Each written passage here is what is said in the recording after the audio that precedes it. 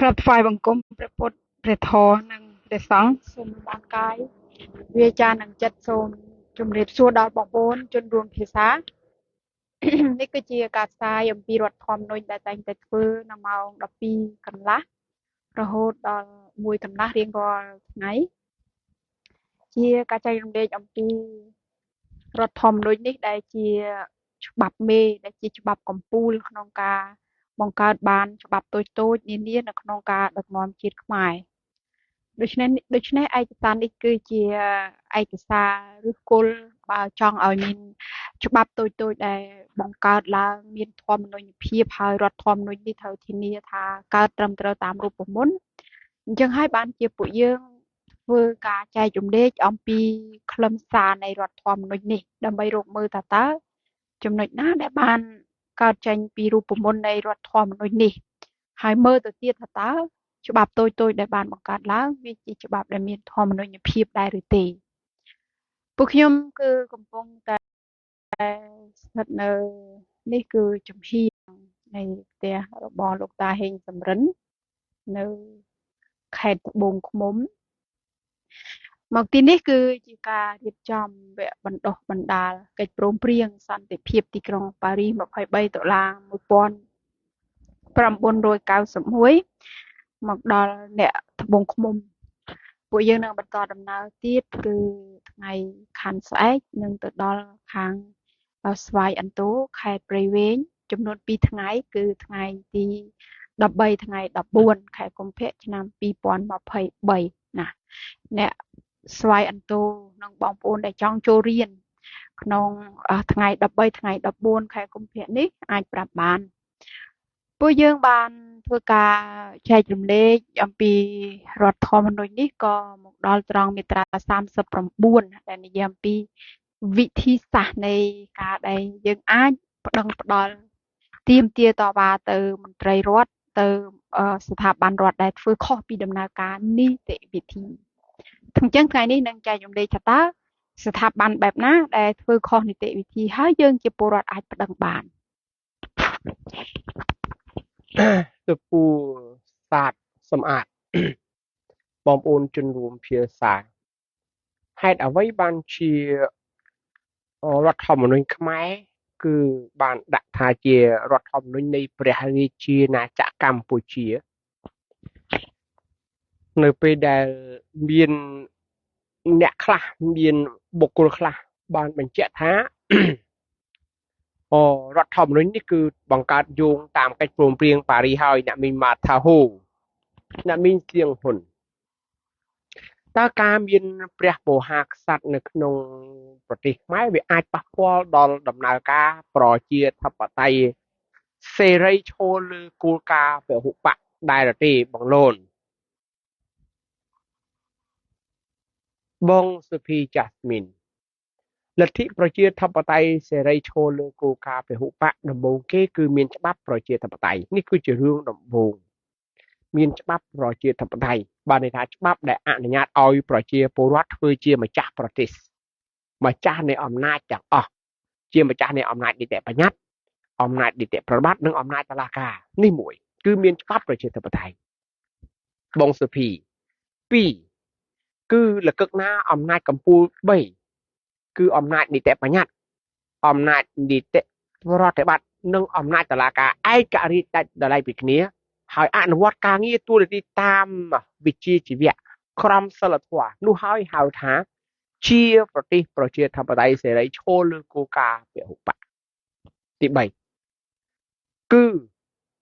ប្រជាពលរដ្ឋត្រូវតែធ្វើជាម្ចាស់អំណាចដោយតម្រូវឲ្យពលរដ្ឋអាចប្រើប្រាស់អំណាចតាមរយៈប្រជាពលរដ្ឋឯកតនាមប្រជាពលរដ្ឋនីតិរដ្ឋនិងប្រជាពលរដ្ឋសកម្ម4គឺអនុញ្ញាតឲ្យគណៈបកនយោបាយចូលរួមប្រកួតប្រជែងជាមួយគ្នាដោយសេរីដោយស្មារភាពចំពោះមុខច្បាប់4មានអ្នកសង្កេតការណ៍ជាតិអន្តរជាតិមានគោជបឯករាជ្យមាននៅអាជ្ញាធរមានសមត្ថកិច្ចជាស្ថាប័នសាធារណៈមិនមែនជាស្ថាប័ន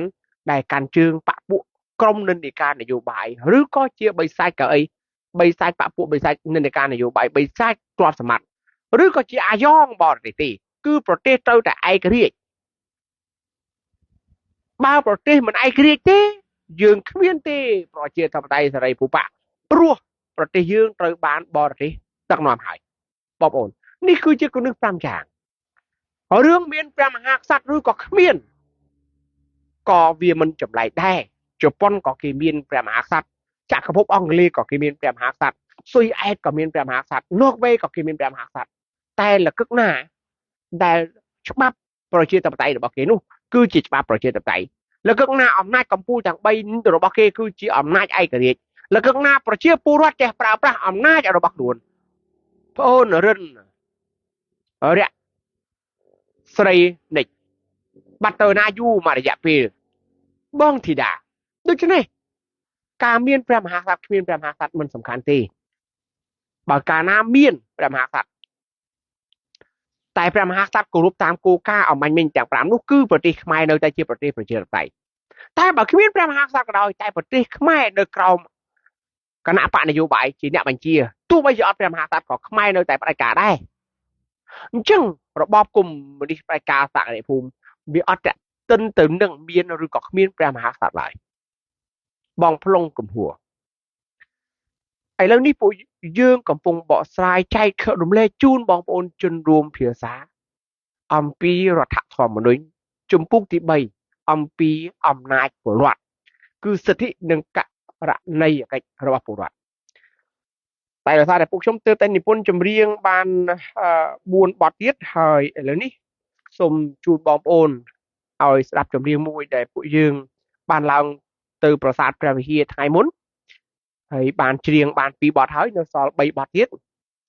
តែឮសូររបស់បងប្អូនមួយចំនួនក៏បាននិពន្ធទៅដែរ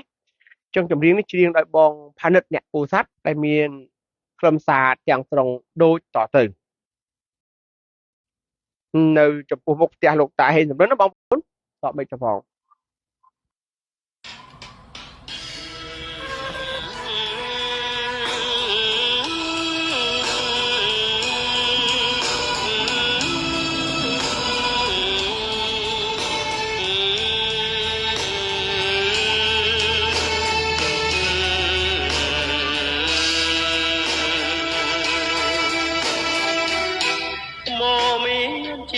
ថ្មចេះនេះពន្យល់បរិយាយប្រវត្តិសាស្ត្របោបាច់រចនារំលឹកចាំងច្បាស់ប្រាសាទចំណាំងភ្នំព្រះវិហារតែគូឲ្យស្ដាយទឹកដីបាត់បង់មន្ត្រីស្មោះត្រង់រង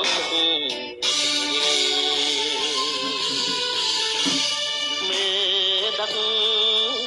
នាំល្អត្រូវបានផ្ដន់ទឿរីអើប្រជាត្រូវបានសមអាប់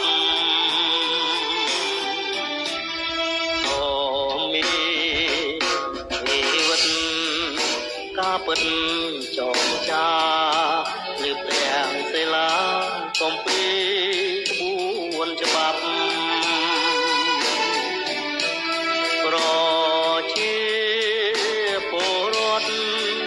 ប្រឹងប្រែងត្រង់ត្រាប់ជួយយកសន្តាប់ច្បាប់ការលើថ្មមកចានិយាយប្រាប់ខ្មែរគ្រប់គ្នាមានក្បួនវិជាជាវិស្វករថាបាតយ៉ាងកម្មបង្កើតលើថ្មជាសាងសង់គង់លើពាន់ឆ្នាំ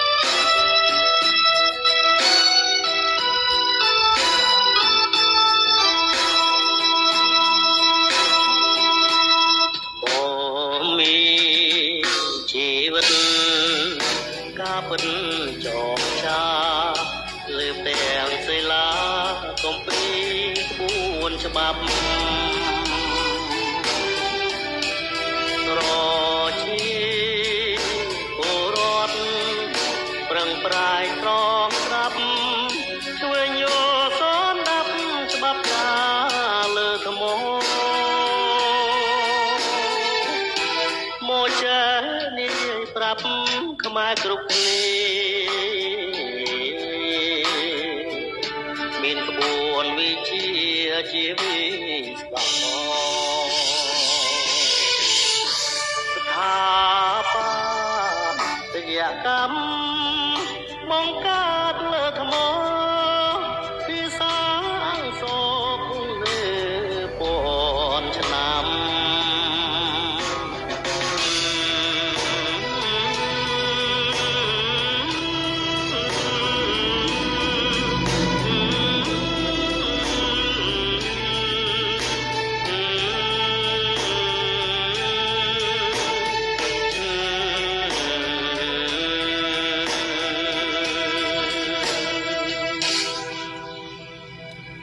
một bọt tiệt bằng bồn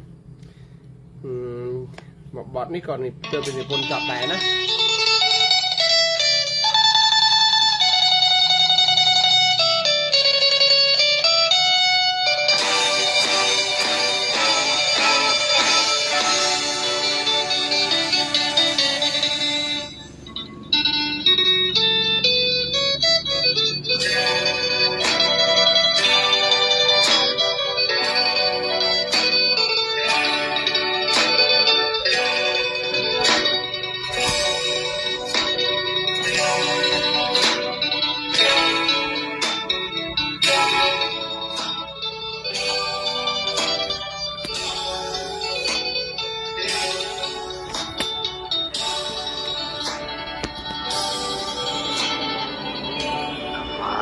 ក្រោមកណ្ដាលលើនឹងពីខ្លួនខ្លះប្រឹងកិច្ចពួនខ្លះរងគ្រោះស្ទួនព្រោះព្រៃខាងកើតហើយព្រៃខាងលិចជាយាមបងកើតរូបភាពមើលទៅអូឆាតរំលាយកំណាតឲ្យខ្មែរបែកបាំងបបធរលត់ជាតិនឹងរលាយច្បាប់ជាតិពុនរាយច្បាប់ជាស្រឡាយម៉ែលែងជុំពាំងបរទេសឈ្លានពានប្រឹងដាំងអន់ទាំងឲ្យតែពលរដ្ឋជឿជាំងការពីឆន្ទៈបាត់ណាមកៅមួយចាំខ្មែររួមគ្នាដោយច្បាប់អាជ្ញា23តុលាសិលធម៌បញ្ញានឹងអាចលើកស្ទួយខ្មែរគ្រប់ទិសទីត្រូវជ្រោមជ្រែកជួយឯកភាពចិត្តខ្មែរតែមួយខ្មែរជំនាន់ក្រោយរួមបានផ្គងសានទឹកដីត្រូវបំបាយជា3 4បាយតែនងខ្លួនទាសាអងរួនម៉ែគ្រប់ប្រានប្រើច្បាប់យកឈ្នះសត្វត្រូវឲ្យបានខ្មែររួមគ្នាគ្រប់សនដានជួយជាតិខាងការទុកសាហានលេរ៉ា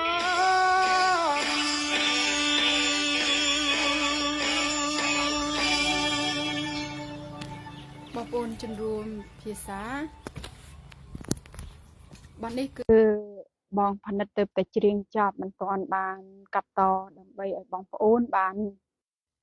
ស្ដាប់នៅក្នុងเพจសន្ធិសញ្ញាសន្តិភាពទីក្រុងប៉ារីសទេបទនេះជាចំណងដៃចេញមកពីដំណើរទៅព្រះវិហារដែលដំណើរទៅព្រះវិហារនេះព្រោះយើងបានឲ្យឈ្មោះថាកតញ្ញូកតវេទីសងគុណដូនតាព្រោះច្បាប់អញ្ចឹងទន្ទឹមនឹងការដែលពួកយើងទៅរៀនអំពីប្រវត្តិសាស្ត្រអំពីវប្បធម៌អក្សរថ្មគឺការចែករំលែកមកវិញគឺមានទម្រង់ខុសៗគ្នាបងប្អូនខ្លះក៏ធ្វើជាកំណាព្យចម្រៀង ការសរសេរជាអត្ថបទការចែករំលែកនៅក្នុងវីដេអូខ្លីជាដើមកម្មវិធីដែលមានឈ្មោះថាកតញ្ញូកតវេទីសងគុណដូនតាព្រោះច្បាប់គឺពួកយើងមានបំណងនៅក្នុងការបន្តធ្វើទៅទៀតគឺធ្វើលើកទី3នៅក្នុងធ្វើលើកទី3គឺពួកយើងកំពុងតែរកតំបន់ណាមួយដែលពួកយើងអាចឆ្វេងយល់អំពីរបៀបនៃការដឹកនាំខ្មែរចឹងប្រហែលជាតំបន់លងវែកគឺពួកយើងច្បាស់ថាទៅទីនោះក៏ប៉ុន្តែមិនទាន់បានច្បាស់ថាពួកយើងនឹងអាចទៅក្នុងខែណាបានអាចខែវិសាខបូជាក៏មិនទាន់បានច្បាស់ប្រកបដែរនឹងជូនដំណឹងទៅបងប្អូនជនរួមភាសាត្រឡប់មកដល់ការចែករំលែក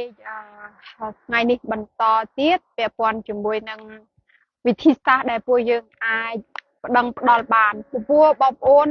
នៅពេលដែលអត់ទាន់ដែលអានអំណាចរបស់ពលរដ្ឋនៅក្នុងច្បាប់យើងចេះថាយើងជាពលរដ្ឋគ្មានអំណាចទាំងយើងអត់ដែលបានប៉ះច្បាប់ទាល់តែសោះឬក៏យើងជឿតាមគេទាំងគ្រាន់តែឮថាពលរដ្ឋមានអំណាចតែមួយថ្ងៃក្នុងថ្ងៃបោះឆ្នោតបានហើយទាំងអត់ដែលបានមកឃើញអក្សរយល់អត្ថន័យដែលជំរាន់តែបង្កើតបានរដ្ឋធម្មនុញ្ញមួយនេះមិនមែនអង្គុយសុកនឹកឃើញហើយអាចបង្កើតរដ្ឋធម្មនុញ្ញនេះបានទេគឺលុះត្រាណាតែមានការពុះពៀការខិតខំ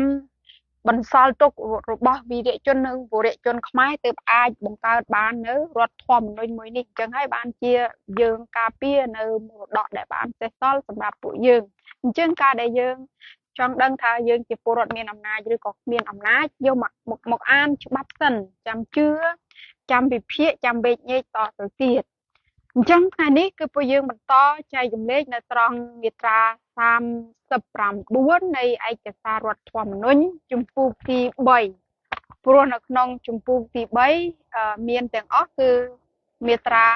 31រហូតទៅដល់មាត្រា50មាត្រា39គឺប្រជាពលរដ្ឋខ្មែរមានសិទ្ធិប្តឹងបរិហា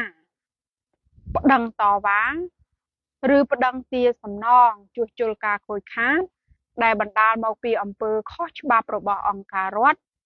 របស់អង្គការសង្គមនិងរបស់បុគ្គលិកនៃអង្គការទាំងនោះការដោះស្រាយបណ្ដឹងតវ៉ានិងជួសជុលនិងសំណងជួសជុលការខូចខាតជាសមត្ថកិច្ចរបស់តុលាការបងប្អូនស្ដាប់ម្សិលមិញពួកយើងទាំងពីពន្យល់ក្បួនប្តឹងនាយករដ្ឋមន្ត្រីក្បួនប្តឹងរដ្ឋមន្ត្រីប្តឹងចៅក្រមក្រឡាបញ្ជីប្តឹងប្រធានសភាសមាជិកសភាជាដើមឥឡូវថ្ងៃនេះ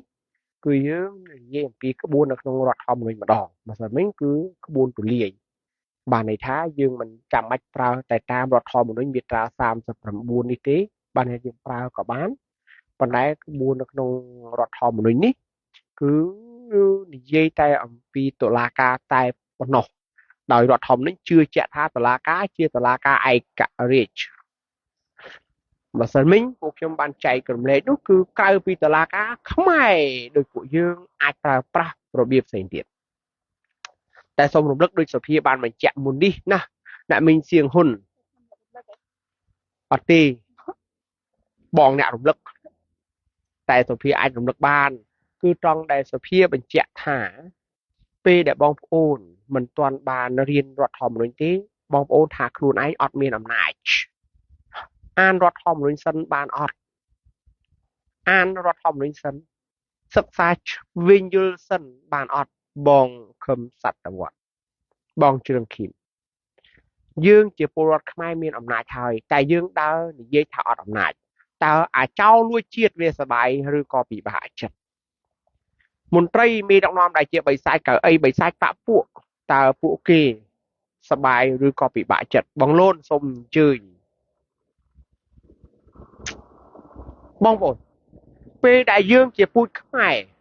រដ្ឋធម្មនុញ្ញបានសរសេរអំពីអំណាចពលរដ្ឋតែយើងជាពលរដ្ឋបែរទៅជាដើរនិយាយប្រាប់គេថាពលរដ្ឋគ្មានអំណាចពលរដ្ឋគ្មានអំណាចតើពួកចៅលួចជាតិពួកបិសាចទាំងឡាយតើគេសប្បាយចិត្តឬក៏ពិបាកចិត្តបងប្អូនអាចឆ្លើយថាចៅលួចជាតិនិងចៅលួចជាតិពិតជារីករាយមែនទែនពេលដែលប្រជាពលរដ្ឋមិនចេះ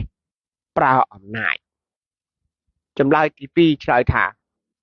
ចោលលួចជាតិបិសាចលួចជាតិពួកគេមិនដែលសប្បាយចិត្តទេនៅពេលដែលឃើញពលរដ្ឋអត់ចេះច្បាប់នោះគេចង់ណាស់ឲ្យពលរដ្ឋចេះច្បាប់ចម្លើយទី3បងប្អូនថាសុចេបុលិសិនព្រោះអត់ចេះណាអញ្ចឹងសូមសុចេបុលិសំណួរទី2បងប្អូនជំនុំភាសា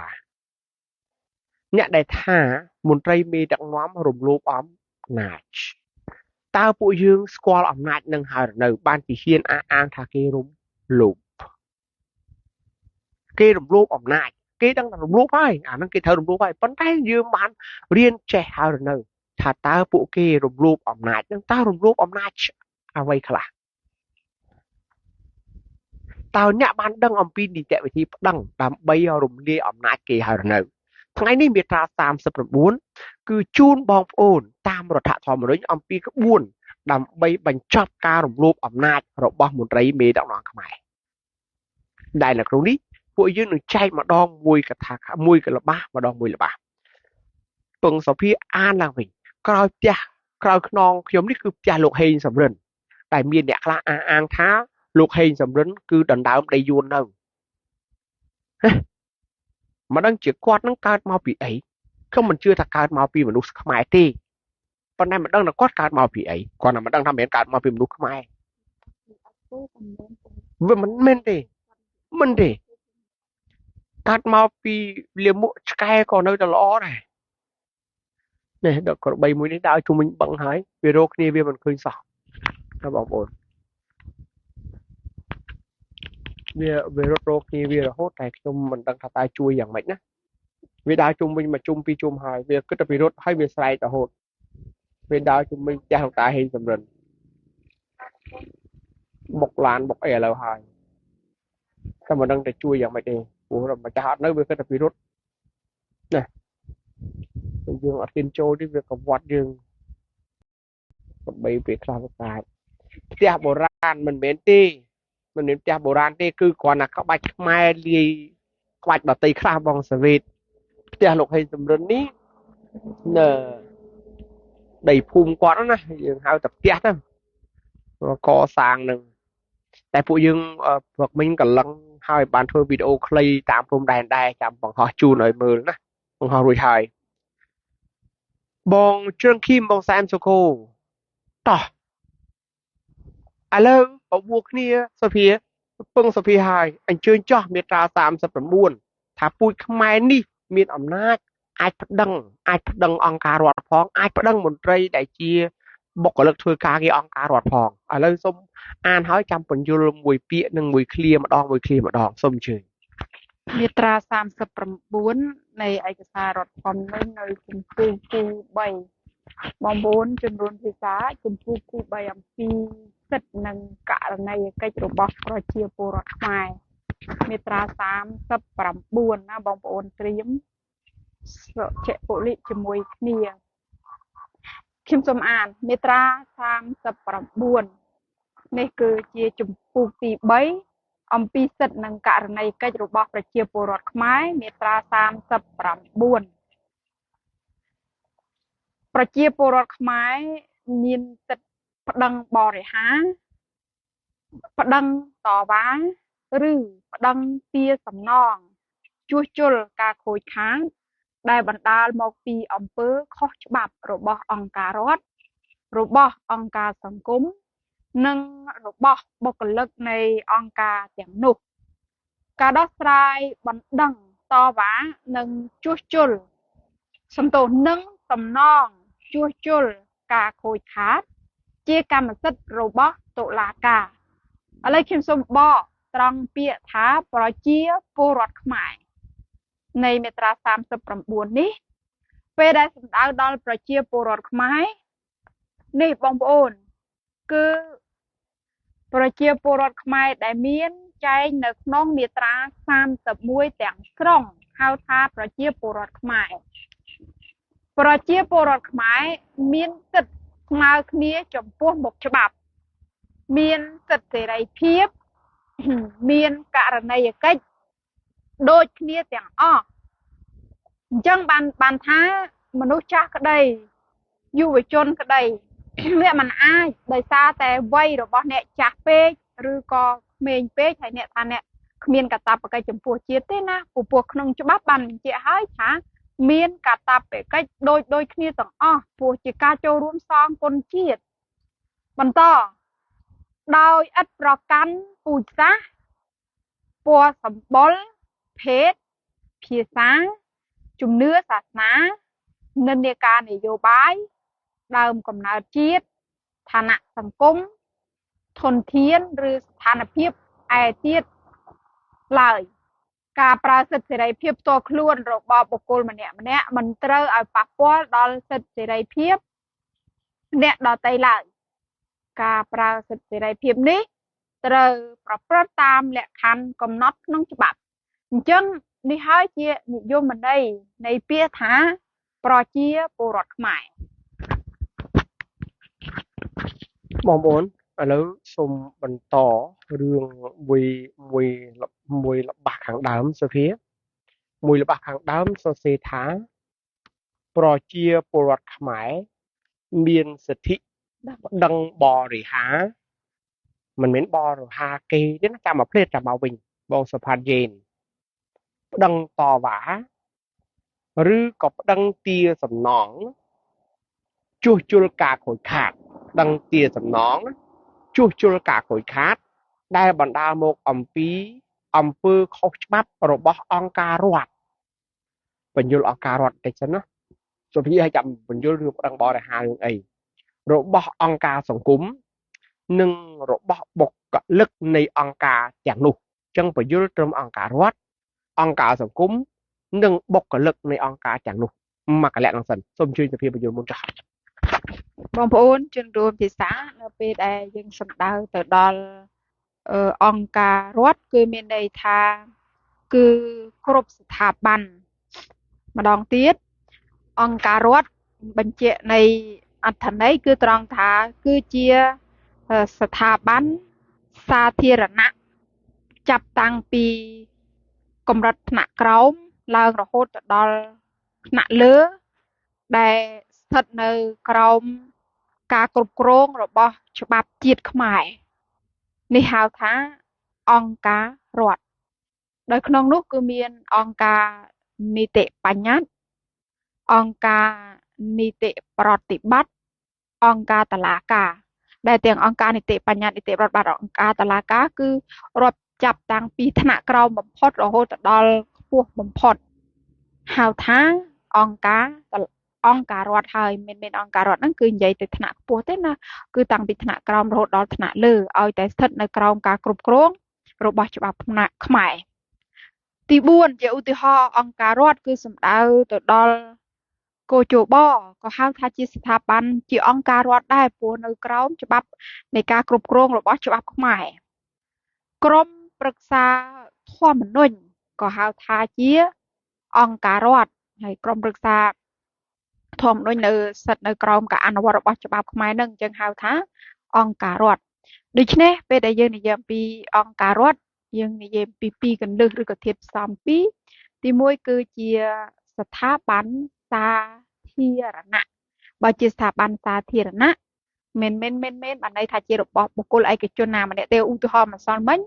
ពួកយើងទៅឈរនៅមុខសាលារៀនគឺជាស្ថាប័នសាធារណៈពលរដ្ឋមានសិទ្ធិនៅក្នុងការប្រើប្រាស់នៅស្ថាប័នសាធារណៈមួយនេះឧទាហរណ៍មន្ទីរពេទ្យជាស្ថាប័នសាធារណៈអញ្ចឹងហើយបានជាយើងជាពលរដ្ឋមានសិទ្ធិទៅដល់មន្ទីរពេទ្យយើងនៅព្រៃវែងក៏យើងមិនមែនជាអ្នកស្រុកព្រៃវែងមិនមែនជាអ្នកត្បូងឃ្មុំក៏យើងអាចប្រើមន្ទីរពេទ្យនៅត្បូងឃ្មុំបានពីព្រោះវាគឺជាស្ថាប័នសាធារណៈដូច្នេះជាស្ថាប័នរដ្ឋជាហៅថាស្ថាប័នសាធារណៈដូច្នេះពេលដែលនិយាយអំពីអង្គការរដ្ឋគឺសំដៅដល់ស្ថាប័នសាធារណៈរាប់ចាប់តាំងពីថ្នាក់ក្រោមរហូតដល់ថ្នាក់លើហើយស្ថិតនៅក្រោមការគ្រប់គ្រងរបស់ច្បាប់ខ្មែរទាំងអស់ចា៎ជំនុំភាសាអង្គការបកមកថាស្ថាប័នរដ្ឋគឺនៅក្រោមច្បាប់រដ្ឋធម្មនុញ្ញអង្គការស្ថាប័នរដ្ឋគឺជាស្ថាប័នសាធារណៈ ដែលនៅក្រោមឬក៏ចំណុះឲ្យច្បាប់រដ្ឋធម្មនុញ្ញហើយដែលរដ្ឋធម្មនុញ្ញត្រូវដើរស្របតាមកិច្ចព្រមព្រៀងប៉ារីបងប្អូនជំនុំភាសាអង្គការរដ្ឋវាមានចំណុះឲ្យទៅដល់ស្ថាប័នកម្ពុជា3របស់ជាតិគឺអង្គការនីតិបញ្ញត្តិអង្គការនីតិប្រតិបត្តិនិងអង្គការតុលាការក៏ប៉ុន្តែមិនមែនមានតែអង្គការ3នេះឬក៏មានតែស្ថាប័ន3នេះគឺហៅថាអង្គការរដ្ឋទេអមមិញគឺអង្គការដើម្បីដឹកនាំប្រទេសហៅថាអង្គការអំណាចកម្ពុជាទាំង3របស់ជាតិប៉ុន្តែមានអង្គការកោជបក៏ជាអង្គការដែរគណៈកម្មាធិការជាតិរៀបចំការបោះឆ្នោតគឺជាស្ថាប័នរដ្ឋដែរអង្គការធម្មនុញ្ញហៅថាក្រមប្រឹក្សាធម្មនុញ្ញក៏អង្គការរដ្ឋដែរអង្គការព្រះមហាក្សត្រដែលមានស្ថាប័នព្រះមហាក្សត្រនោះក៏ជាអង្គការរដ្ឋដែរណាបើយើងនិយាយអំពីក្រមរដ្ឋសភាព្រឹទ្ធសភាគឺមានស្ថាប័នរដ្ឋសភាព្រឹទ្ធសភាតាមខេត្តនីមួយៗណាមានមណ្ឌលតំណាងរាស្ត្រតាមខេត្តនីមួយៗអាហ្នឹងគឺជាអង្គការរដ្ឋតែជំនួសឲ្យសមាជិកជំនួសឲ្យស្ថាប័នរដ្ឋសភានិងព្រឹទ្ធសភាចំណែកឯមន្ត្រីភូមិមន្ត្រីឃុំមន្ត្រីស្រុកការរិយាល័យស្រុករបស់មន្ទីរក្រមអាវ៉ាតមន្ទីរក្រសួងមន្ទីរក្រមអាវ៉ាតក្រសួងសុខាភិបាលទុរគមនាគមន៍ហិរញ្ញវត្ថុសេដ្ឋកិច្ចក្រសួងមហាផ្ទៃក្រសួងការពារជាតិក្រសួងសន្តិក្រសួងសារព័ត៌មានក្រសួងព័ត៌មានក្រសួងកសិកម្មលក្ខនោះគឺចំណុះឲ្យគណៈរដ្ឋមន្ត្រីចូលនៅក្នុងគណៈរដ្ឋមន្ត្រីហ្នឹងគឺក្រោមអាវ៉ាតរបស់នាយករដ្ឋមន្ត្រីនេះហៅថាអង្គការរដ្ឋអង្គការរដ្ឋមួយទៀតគឺអង្គការតុលាការមានតុលាការដំបូងនៅខេត្តនីមួយៗអានោះក៏អង្គការដែរអង្គការអូថូនៅបាត់ដំបងអូថូនឹងកំពង់សោមអូថូនឹងត្បូងឃ្មុំទីខេត្តដែលខ្ញុំកំពុងឈរនេះនឹងអូថូនឹងព្រំពេញហើយនឹងអង្គការតុលាការកំពូលនោះហៅថាអង្គការរដ្ឋគឺវាមានបណ្ដាញចំណុះឲ្យវាទៅវិញទៅមកប៉ុន្តែបើកាលណាបងប្អូនភ្លេចនៅអង្គការព្រះមហាក្សត្រអង្គការស្ដេចអង្គការកោជបគឺគណៈកម្មាធិការជាតិរៀបចំការបោះឆ្នោតមានឃុំមានកោជបខេត្តនិងកោជបជាតិនោះគឺជនរួមភាសារត់តែអត់ទេដែរមន្ទីរពេទ្យរដ្ឋគឺនៅក្រោមមន្ទីរសុខាភិបាលមន្ទីរសុខាភិបាលនៅក្រោមក្រសួងសុខាភិបាលអញ្ចឹងក្រសួងសុខាភិបាលគឺនៅក្រោមគណៈរដ្ឋមន្ត្រីអានឹងអង្គការរដ្ឋគឺជាស្ថាប័នដែលជំនួសឲ្យអំណាចកម្ពុជាទាំង3ហើយនឹងអង្គការមួយចំនួនទៀតដែលខ្ញុំកំពុងរៀបរាប់ទាំងកោជបទាំងក្រមប្រឹក្សាធម្មនុញ្ញទាំងព្រះមហាក្សត្រអង្គការរដ្ឋគឺជាអង្គការសាធារណៈអង្គការរដ្ឋជាអង្គការសាធារណៈដែលជំនួសឲ្យច្បាប់រដ្ឋធម្មនុញ្ញណាអង្គការសង្គមគឺមានអង្គការសង្គមស៊ីវិលអង្គការសហប្រជាជាតិក្រុមហ៊ុនឯកជននិងក៏អង្គការសង្គមដែរពាក្យថាអង្គការសង្គមគឺជាស្ថាប័នដែលមិនចំណុះឲ្យឬក៏មិននៅក្រោមការត្រួតត្រាបញ្ជាផ្ទាល់ពីអង្គការរដ្ឋក្រៅពីអង្គការរដ្ឋនឹងហៅថាជាអង្គការសង្គមឧទាហរណ៍អង្គការលីកាដូអង្គការអាត់ហុកមជ្ឈមណ្ឌលសិទ្ធិមនុស្សកម្ពុជាអង្គការនានាដែលបងប្អូនស្គាល់នៅក្នុងស្រុកខ្មែរក្រុមហ៊ុន Selcard ក្រុមហ៊ុន Smart ក្រុមហ៊ុន Total Caltech ក្រុមហ៊ុន Amazon ក្រុមហ៊ុននានាគឺសុទ្ធតែជាអង្គការសង្គមអង្គការ UNESCO អង្គការ UNICEF និងហើយអង្គការសង្គមណោះអញ្ចឹងយល់ពីអង្គការរដ្ឋយល់ពីអង្គការសង្គមហើយសុភានៅក្នុងនេះក៏គេថាពលរដ្ឋខ្មែរអាចប្តឹងទាំងបុគ្គលិករបស់អង្គការរដ្ឋព្រោះថាបុគ្គលិករបស់តុលាការគឺចៅក្រមកាលាបញ្ជាព្រះអាជ្ញាម្សិលមិញពួកខ្ញុំបញ្យល់ហើយយើងអាចប្តឹងបុគ្គលដែលជាបុគ្គលិករបស់ស្ថាប័នអង្គការរដ្ឋមិនថាសភាជាតិមិនថាបុគ្គលិករបស់គណៈរដ្ឋមន្ត្រីពុំមេភូមិមេឃុំរហូតដល់នាយករដ្ឋមន្ត្រីយើងអាចប្តឹងបានទាំងចៅក្រមកាលាបញ្ជារបស់តុលាការយើងអាចប្តឹងមន្ត្រីកោជបយើងអាចប្តឹងមន្ត្រីព្រះមហាក្សត្រប្តឹងទាំងព្រះមហាក្សត្រយើងអាចប្តឹងទាំងក្រមប្រឹក្សាធម្មនុញ្ញប្តឹងទាំងបុគ្គល បុគ្គលិករបស់អង្គការក្រមប្រឹក្សាធម្មនុញ្ញអង្គការសង្គមស៊ីវិលក៏យើងអាចប្តឹងទាំងអង្គការយើងប្តឹងទាំងបុគ្គលិកអង្គការយើងប្តឹងទាំងក្រុមហ៊ុនឯកជនយើងប្តឹងបានចុះយើងប្តឹងរឿងអីបានខ្លះសភានៅក្នុងឃ្លាមួយដែលគេសរសេរថាប្រជាពលរដ្ឋខ្មែរគ្រប់រូបមានសិទ្ធិប្តឹងបរិហារតើប្តឹងបរិហារសំដៅទៅលើប្តឹងលើរឿងអ្វីខ្លះហើយពលរដ្ឋខ្មែរអាចប្តឹងបានហ្នឹងតើប្តឹងទៅលើករណីអ្វីខ្លះសូមជឿបងប្អូនជនរួមភាសានៅក្នុងការដឹងបរិហារបងប្អូនបើចង់ដឹងនិយមន័យហើយរបៀបរៀនបងប្អូនជួយចូលទៅក្នុង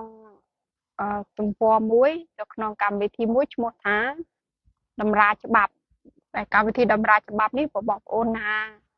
បើកបានហើយសូមបើកកម្មវិធីនេះរួចហើយសូមចុចពាក្យថាប្តឹងបរិហារហើយបងប្អូនណាដែលអត់ទាន់មានកម្មវិធីបណ្ណាល័យតម្រាច្បាប់ឬក៏កម្មវិធីតម្រាច្បាប់ទេបងប្អូនអាចទាញយកទៅដាក់ក្នុងទូរស័ព្ទដៃបានបើជាប្រភេទទូរស័ព្ទប្រភេទ Android បងប្អូនគ្រាន់តែចូលទៅក្នុង Play Store ហើយសរសេរជាភាសាខ្មែរនៅក្នុងនោះថាតម្រាច្បាប់ហើយចុចទាញដំឡើងដាក់នៅក្នុងទូរស័ព្ទដៃរបស់បងប្អូនបើបងប្អូនប្រើប្រភេទទូរស័ព្ទ iPhone ឬក៏ប្រភេទ tablet បងប្អូនអាចចូលទៅក្នុង App Store ហើយចុចពាក្យថាតម្រាច្បាប់បន្ទាប់មកទៀតបើកម្មវិធីនឹងឲ្យបងប្អូន check រកពាក្យនេះដោយចូលទៅក្នុងពាក្យថាវចនានុក្រមដោយសារតែបងប្អូនក៏អាចរកបានហើយអញ្ចឹងខ្ញុំសូមទាញយកកណ្ដកទី2ព្រោះពេលដែលបងប្អូនចង់ដឹងថាអ្វីទៅប្តឹងបរិហារសូមបងប្អូនរកនិយមន័យនៅក្នុងតម្រាច្បាប់តែទី2ដែលខ្ញុំសូមបកស្រាយថាតើធ្វើតើពេលណាដែលយើងជាពលរដ្ឋអាចមានសិទ្ធិប្តឹងបរិហារគឺការប្តឹងបរិហារវាមិនមែនជាការប្តឹងបរិហារគេទេវាខុសគ្នាត្រង់ថាប្តឹងបរិហារគឺជាការប្តឹងទាំងឡាយណាដែលនេះដែលបណ្ដាលមកពីអំពើខុសច្បាប់របស់អង្គការរដ្ឋទង្វើដែលខុសពីក្រមសីលធម៌និងវិជ្ជាជីវៈរបស់អង្គការរដ្ឋដែលអង្គការរដ្ឋហ្នឹងពួកខ្ញុំបានរៀបរាប់ជូនហើយអញ្ចឹងឲ្យតែស្ថាប័នហ្នឹងធ្វើខុសពីក្រមសីលធម៌និងវិជ្ជាជីវៈរបស់ខ្លួន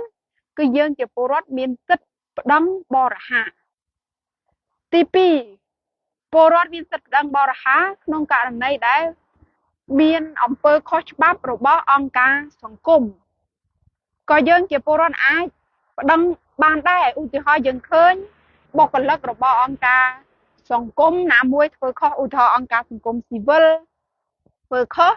យើងក៏អាចប្តឹងបរិហារដែរឧទាហរណ៍គេពុករលួយគេធ្វើខុសពី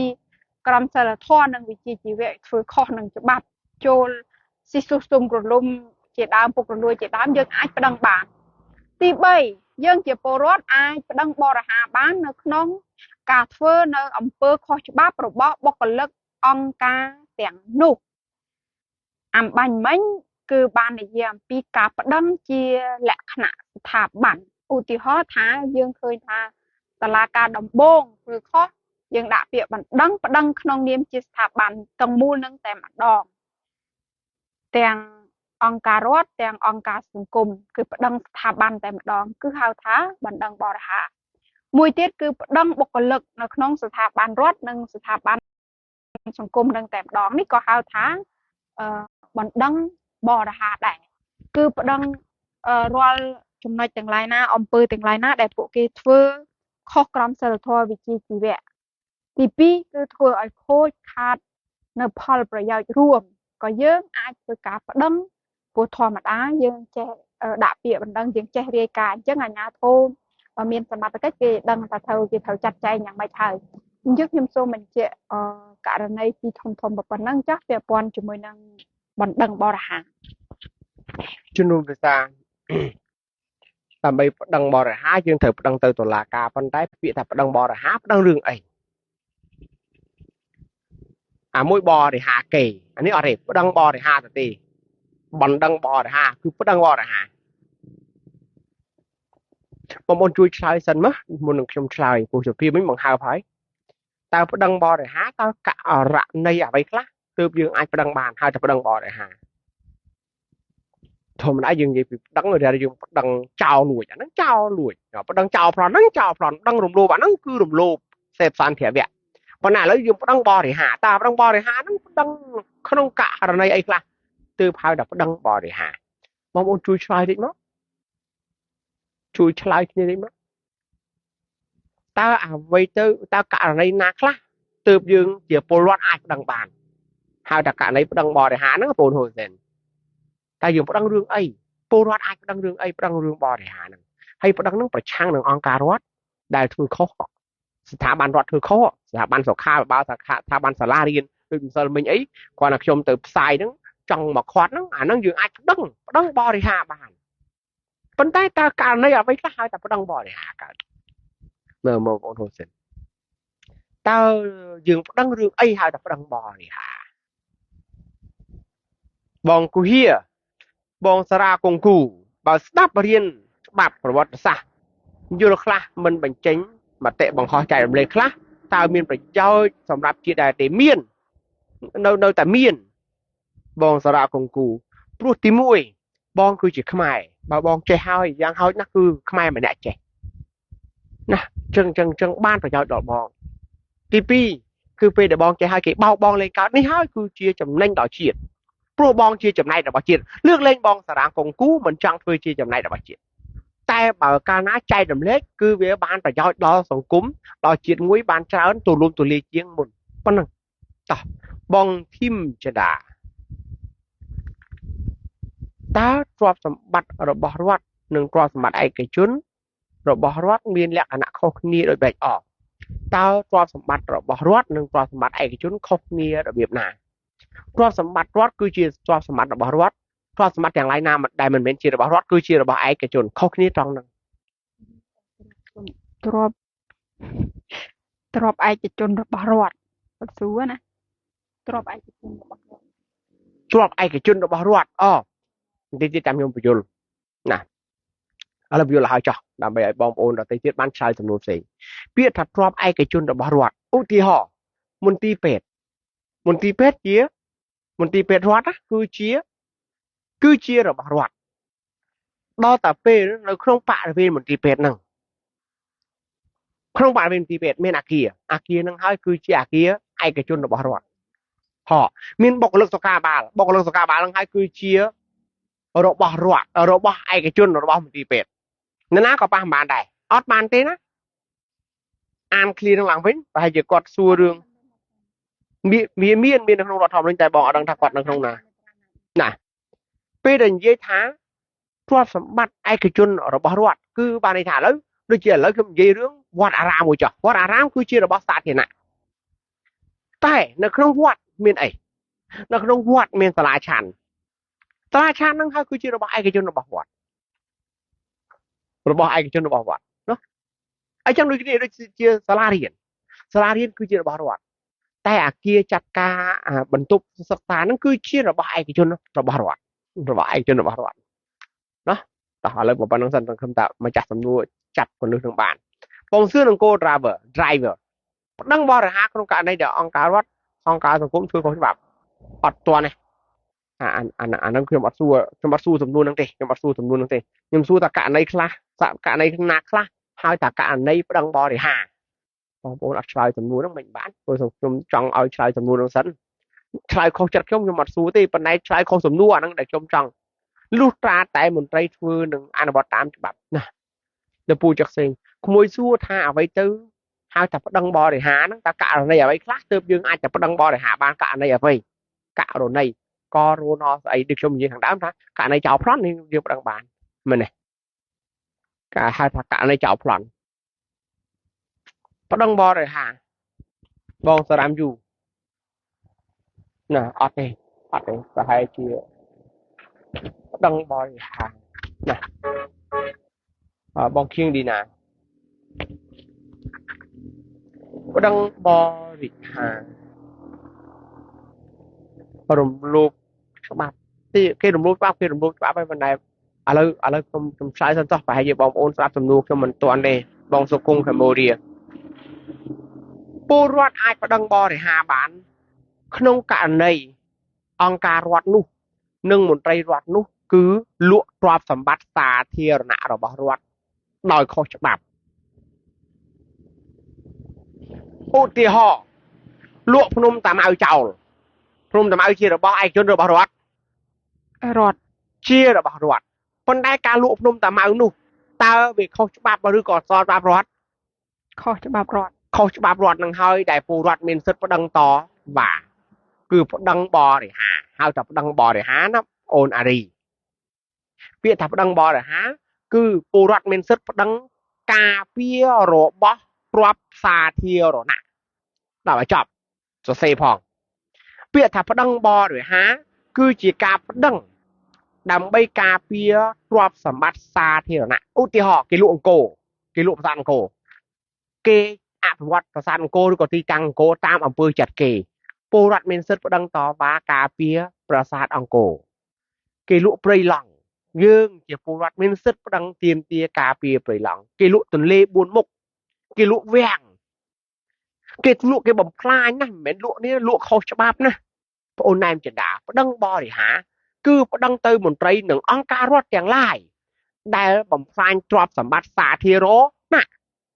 មិនថាភូកទ្រព្យធម្មជាតិសមុទ្របឹងបួរទន្លេព្រៃរ៉ែភ្នំមិនថាជាភូកទ្រព្យសេដ្ឋកិច្ចទីតាំងប្រវត្តិសាស្ត្រទីតាំងសេដ្ឋកិច្ចមួយចំនួនមិនថាទ្រព្យសម្បត្តិវប្បធម៌ភូកទ្រព្យវប្បធម៌វត្តអារាមសាលារៀនទីសក្ការៈបូជាកន្លែងដូនតាខ្លួនឯងគេលក់តិចទីយើងជាពលរដ្ឋមានសិទ្ធិប្តឹងបរិហាពាក្យថាប្តឹងបរិហាគឺប្តឹងការពារទ្រព្យសម្បត្តិរដ្ឋហើយក្នុងនេះឯកសារនេះគេសរសេរថាប្រជាពលរដ្ឋមានសិទ្ធិប្តឹងទាំងអង្គការរដ្ឋប្តឹងស្ថាប័នឧទាហរណ៍ឥឡូវសាលាខេត្តកំពង់ឆ្នាំងធ្វើខុសគឺយើងប្តឹងសាលាខេត្តទាំងមូលគឺប្តឹងសាលាខេត្តគឺប្តឹងអស់មន្ត្រីខេត្តនឹងឯងដល់យើងប្តឹងចៅហ្វាយខេត្តគឺប្តឹងមន្ត្រីឬក៏បុគ្គលិករបស់អង្គការរដ្ឋឃើញទេប៉ុន្តែការប្តឹងបរិហានេះគឺមិនមែនប្តឹងបរិហាតែទៅលើប្រឆាំងនឹងអង្គការរដ្ឋទេគឺប្រឆាំងនឹងក្រុមហ៊ុនឯកជនអង្គការសង្គមស៊ីវិលឬក៏ហៅថាអង្គការសង្គមដែរព្រោះមានអង្គការសង្គមមួយចំនួនមកកាប់ព្រៃមករឹបអូសយកដីស្រែចម្ការយកទ្រព្យសម្បត្តិសាធារណៈនានាមានក្រុមហ៊ុនឯកជនមួយចំនួនមកបំផ្លាញព្រៃឈើមកកាប់ព្រៃឈើមកបំផ្លាញសាលារៀនមកបំផ្លាញវត្តអារាមនោះគឺយើងប្តឹងប្រឆាំងនឹងក្រុមហ៊ុនឯកជនហៅថាប្រឆាំងនឹងអង្គការសង្គមហើយនឹងបុគ្គលិករបស់អង្គការសង្គមនោះបងប្អូនជំនុំភាសានេះគឺជាការប្តឹងបរិហាណោះប្តឹងការពារបឹងតាមុកអានឹងហើយវាជាទ្រព្យសម្បត្តិសាធារណៈយើងប្តឹងមិនមែនទាមទារសូមឲ្យលោកហ៊ុនសែនជួយអត់មានលោកហ៊ុនសែនជួយទេប្តឹងបើបងប្អូននៅតែបន្តប្រើប្រាស់នៅអរិយាប័ត្រមួយសូមឲ្យលោកហ៊ុនសែនធ្វើនេះធ្វើនោះសូមឲ្យរដ្ឋមន្ត្រីកសិកម្មឈប់ឲ្យអនុញ្ញាតឲ្យនាំចូលទំនិញបរទេសនាំចូលទៅខ្មែរងាប់ហើយបើយ៉ាងហ្នឹងខ្មែរអើយរដ្ឋធម្មនុញ្ញឲ្យខ្មែរប្តឹងបរិហាយើងអត់បបួលគ្នារៀនហើយចោះស្រោនសភាឯងខ្លាំងចឹងមិនក៏មិនប្តឹងទៅចេះទៀតណាបងប្អូនជនរួមភាសាពួកយើងបានដឹងថាកិច្ចការងារភារកិច្ចនេះពួកយើងគឺត្រូវរៀនឲ្យចេះបើយើងមិនចេះទេយើងមិនទាន់ចេះផងហើយយើងទៅធ្វើអីពួកខ្ញុំក៏កំពុងរៀនបងប្អូនក៏ត្រូវរៀនហើយយើងបបួលគ្នារៀនទៅណាចេះពួកយើងកំពុងរៀនហើយបើម្នាក់រៀនហើយចាប់ដើមចេញទៅច្បាំងតែម្នាក់ឯងងាប់តែម្នាក់ឯងហ្នឹងហើយយើងបបួលគ្នារៀនហើយយើងចាប់ដើមចេញ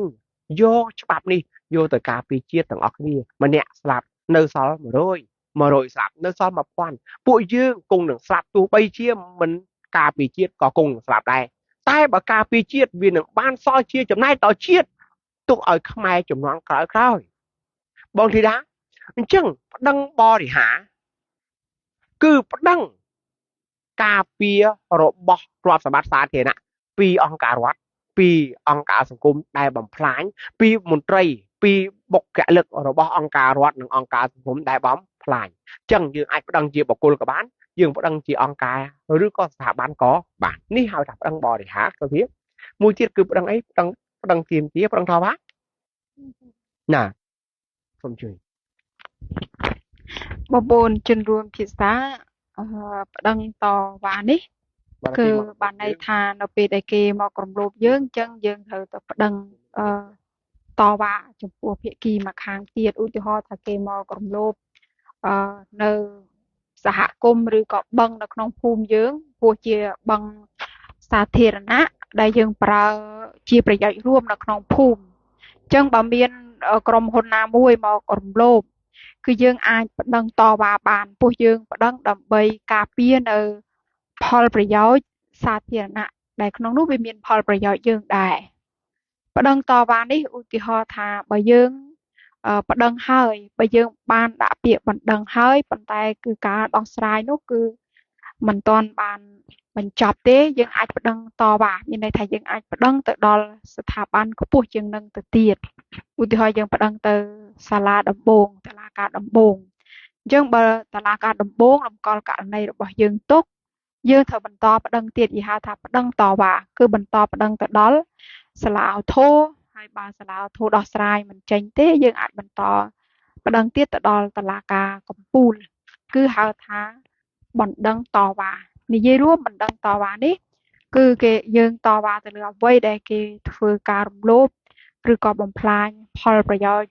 សាធារណៈរបស់យើងហៅថាប្តឹងតវ៉ាឧទាហរណ៍កាលរឿងភ្នំតាម៉ៅអញ្ចឹងគឺយើងអាចប្តឹងតវ៉ាបានពីព្រោះគេមករំលោភឬក៏ធ្វើខុសពីដំណើរការនីតិវិធីនៃការដាក់តំបន់ហ្នឹងជាតំបន់អភិវឌ្ឍន៍ឧទាហរណ៍មួយទៀតដែរបណ្តឹងតវ៉ាគឺត្រង់ថាប្រសិនបើគេចង់រៀបចំដាក់តំបន់មួយជាតំបន់ដីសហគមន៍ឬក៏ជាតំបន់សម្បទានប៉ុន្តែវាប៉ះពាល់ដល់ដីរបស់យើងហើយយើងមិនអនុញ្ញាតយើងមិនឲ្យមានការអភិវឌ្ឍទេ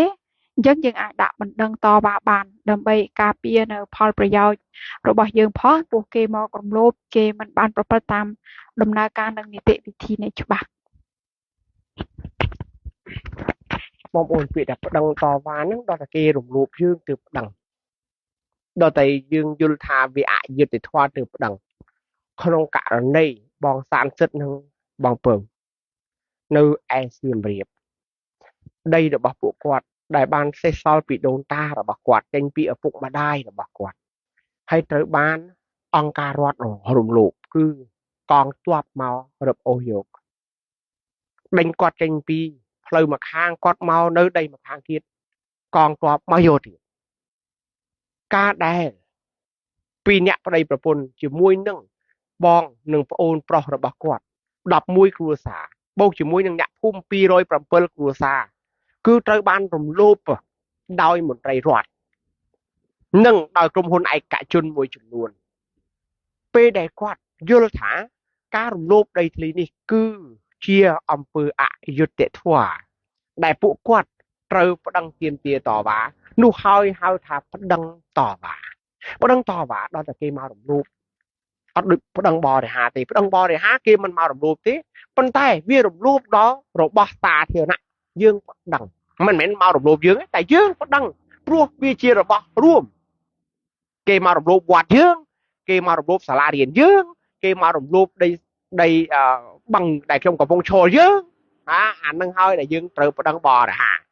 តែប្តឹងតវ៉ាបានន័យថាម៉េចបានអ្នកគេមករំលោភហើយយើងប្តឹងរំលោភយើងរំលោភដីយើងរំលោភផ្ទះយើងមកវាយយើងមកជេរយើងមកចោទប្រកាន់យើងមកធ្វើឲ្យយើងបាត់បង់គេទៅយុះគេឈ្មោះអញ្ចឹងយើងប្តឹងវាអាចទៅជាប្តឹងបរិហាគេក្នុងហ្នឹងក៏មានបានអ្នកប្តឹងតវ៉ាណាបងប្អូនអញ្ចឹងពាក្យថាប្តឹងតវ៉ាគឺមានការរំលោភហើយយើងត្រូវការយុត្តិធម៌ទើបយើងប្រើពាក្យថាប្តឹងតវ៉ាពាក្យចុងក្រោយនៅក្នុងនេះគឺដែលយើងអាចប្តឹងអង្គការរដ្ឋនិងអង្គការសង្គមនោះគឺប្តឹងទារសំណងជួសជុលការខូចខាតអាមិញហ្នឹងគឺប្តឹងតវ៉ាអានេះគឺប្តឹងទារសំណងឧទាហរណ៍គេជាម៉ែស្រូនខ្ញុំប្តឹងទារសំណងសងជំងឺចិត្តតែឯងជាម្ដាយខ្ញុំយ៉ាងម៉េចប៉ះពាល់ដល់កិត្តិយសខ្ញុំឃើញណាអាហ្នឹងប្តឹងទារសំណងអាប្តឹងតវ៉ានោះអាប្តឹងរយុត្តិធម៌ហើយដល់អានេះគឺប្តឹងទារសំណងអ្នកឯងឧទាហរណ៍ឥឡូវស្រាប់តែមកហក់ប្លន់យកដីស្រែចម្ការខ្ញុំអត់មានអាហារហូបចុករយៈពេល1ឆ្នាំអញ្ចឹងខ្ញុំត្រូវប្តឹងទារសំណងហ្នឹងអ្នកឯងធ្វើឲ្យខ្ញុំខូចប្រយោជន៍ដែលដីហ្នឹងខ្ញុំអាចធ្វើបានរហូតដល់មួយឆ្នាំហ្នឹងខ្ញុំអាចធ្វើបានរហូតដល់20លានរៀលតែដោយសារតែអ្នកនៅតែមកទើសទៅទាញអ្នកឯងមករំខានពួកយើងធ្វើទុកបុកម្នេញរហូតដល់ពួកយើងអត់បានធ្វើដីស្រែចម្ការយើងខាត1ឆ្នាំអញ្ចឹងប្តឹងទារសំណងហ្នឹងហើយតែប្តឹងទារសំណងគឺប្តឹងឲ្យគេសងនៅអ្វីដែលយើងខូចខាត អាចជាទ្រព្យសម្បត្តិអាចជាគេឈ្មោះសុភាមេត្រា39ប៉ុណ្ណឹងចុះឲ្យបងប្អូននោះនេះគេឲ្យយើងប្តឹងទារសំណងគឺឲ្យប្តឹងទៅតុលាការប្រយ័ត្នចាញ់បោកគេគេឲ្យយើងប្តឹងទៅក្រៅប្រព័ន្ធតុលាការនោះក្នុងនេះគេឲ្យប្រព័ន្ធតុលាការសូមឲ្យសុភាជួយអានបន្តិចចុះដល់នេះ បងប្អូនជនរួមភាសាការប្តឹងទារសំណងនេះវាអាចស្ថិតនៅក្នុងរូបភាពផ្សេងៗទៀតដែរឧទាហរណ៍ថាស្រាប់តែគេដាក់តំបន់ដីសម្បទានសេដ្ឋកិច្ចវាចំដីស្រែចម្ការរបស់យើងអញ្ចឹងយើងអាចប្តឹងទារសំណងដោយសំណងនោះជាទូទៅមិនមែនគេគិតតែរយៈពេលដែលបងប្អូនខូចខាតដីស្រែចំពោះមុខបច្ចុប្បន្នទេព្រោះធម្មតាគេត្រូវគុណមើលផលដែលបងប្អូនផលស្រែចម្ការដែលបងប្អូនធ្វើបានហ្នឹងហើយគេត្រូវគុណបន្តទៀតថាតម្រាំតែអាចប្រគល់ដីផ្សេងឬក៏បើគ្មានតំបន់ដីផ្សេងទៅប្រគល់ឲ្យបងប្អូនព្រោះដឹងតែដាក់ជាតំបន់សម្បទានហើយគឺការសំណងគេត្រូវបន្តគណនាតាមនឹងទៀតធ្វើម៉េចបានឲ្យបងប្អូនចិញ្ចឹមជីវិតបានហើយបងប្អូនអាចអានថែមនៅក្នុងច្បាប់នៃការទារសំណងនេះអាចអាននៅក្នុងច្បាប់ដីធ្លីក៏បានជាច្បាប់មេឬក៏បងប្អូនអាចអានថែមទៀតនៅក្នុងច្បាប់សម្បទានគឺសុទ្ធតែនិយាយអំពីការទារសំណងដូច្នេះជាការបញ្ជាក់ចុងក្រោយនៃការផ្សាយថ្ងៃនេះថាប្រជាពលរដ្ឋខ្មែរមានសិទ្ធិប្តឹងបរិហារបងប្អូនបានឮហើយពួកខ្ញុំបញ្ជាក់រឿងប្តឹងបរិហារប្តឹងតវ៉ាឬក៏ប្តឹងទារសំណងជួសជុលការខូចខាតដែលបណ្ដាលមកពីអំពើខុសច្បាប់របស់អង្គការរដ្ឋ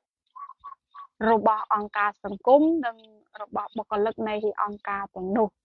ការដោះស្រាយបណ្ដឹងតវ៉ានិងសំណងជួសជុលការខូចខាតជាសមត្ថកិច្ចរបស់តុលាការដូចនេះរាល់